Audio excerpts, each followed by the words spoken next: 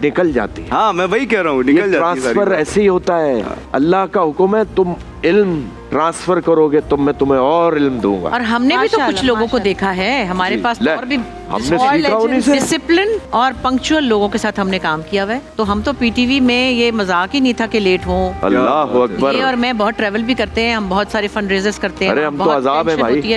हम तो तैयार खड़े होते हैं, वो हैरान होते हैं। आज मेरे ख्याल में जितने मेहमान आए सबसे टाइमली यहाँ पर मौजूद है ना। नहीं तो हम तो आके बैठ गए। मैं देख रही थी, मैंने कहा यार जो टाइम शायद बताया होगा ना एग्जैक्टली उसी टाइम पर आ गए।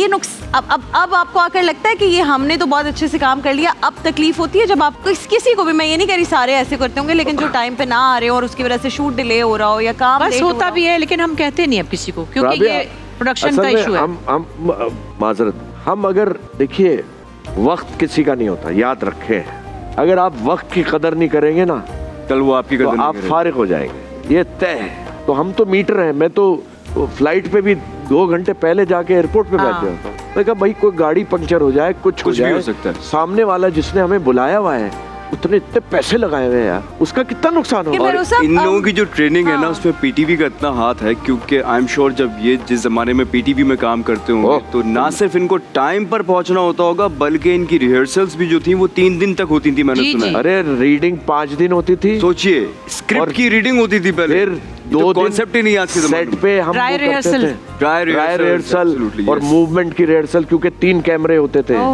और आप यकीन करें, मैं ईमानहू कह रहा हूँ और मैं बहुत सी जगह का कि मुझे प्राइड ऑफ परफॉर्मेंस से नवाजा गया हुकूमत पाकिस्तान 2009 में, फिर 2023 में सितारा इम्तियाज। ये मेरे एजाज़ात मुझे नहीं मिले हैं, ये मैं अपने जो मेरे उस्ताद थे जिनकी वजह से मैं आपके सामने हूँ उनका लेने गया हूँ, सिर्फ मैं तो रिसीवर हूँ, ये उनका मेहनत उनसे स्टार्ट हुई भी है, आपने उनसे सीख के। ये है ही उनके।